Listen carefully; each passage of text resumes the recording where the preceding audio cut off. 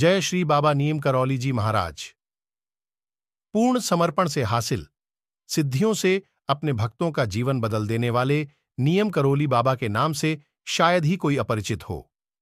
संत सी वेशभूषा मात्र कंबल ओढ़े एक सामान्य इंसान की तरह नजर आने वाले नियम करौली बाबा अपने चमत्कारों से हैरान कर देते थे।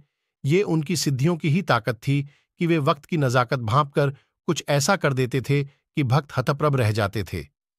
वे जहां नहीं होते थे वहां भी होते थे और अपने भक्तों का ध्यान रखते थे।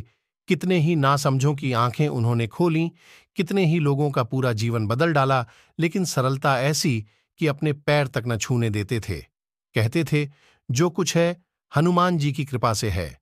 थोड़ा करीब से जानते हैं। नीम करौली बाबा को बताया जाता है कि बाबा का जन्म ग्राम अकबरपुर, फिरोजाबाद, उत्तर प्रदेश में सितंबर 1900 के आसपास हुआ था।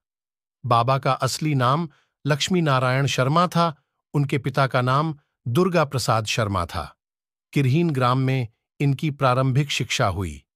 11 वर्ष की बाल्यावस्था में ही इनका विवाह एक संपन्न ब्राह्मण परिवार की कन्या से कर दिया गया था। लेकिन बाबा का मन वैवाहिक जीवन में नहीं रमा और विवाह के कुछ समय बाद ही इन्होंने घर छोड़ दिया। घर छोड़ाने के बाद नीम करौली बाबा गुजरात चले गए। वहां उन्होंने एक वैष्णव मठ में दीक्षा लेकर साधना की। उसके बाद वे अन्यत्र जगहों पर भ्रमण करते रहे और साधना में लीन रहे। 17 वर्ष की आयु में ही उन्हें ईश्वर के दर्शन हो गए थे और ज्ञान भी प्राप्त हो गया था।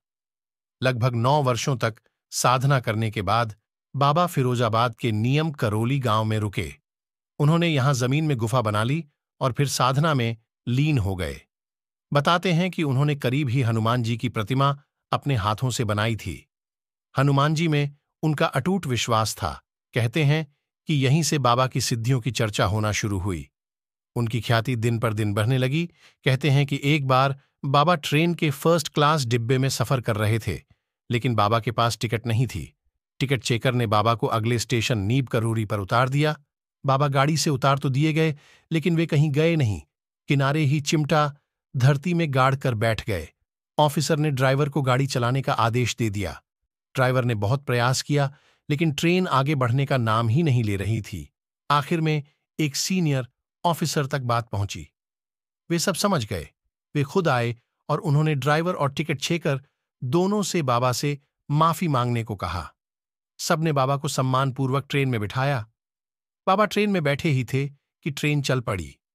बाबा के चमत्कार को सारे यात्रियों ने भी देखा और यहीं से बाबा की प्रसिद्धि दूर दूर तक फैल गई। ये स्थान जो नीम करौली के नाम से जाना जाता था, इसी के नाम से बाबा को नीम करौली नाम मिला। हमारे चैनल को लाइक, फॉलो, सब्सक्राइब जरूर करें।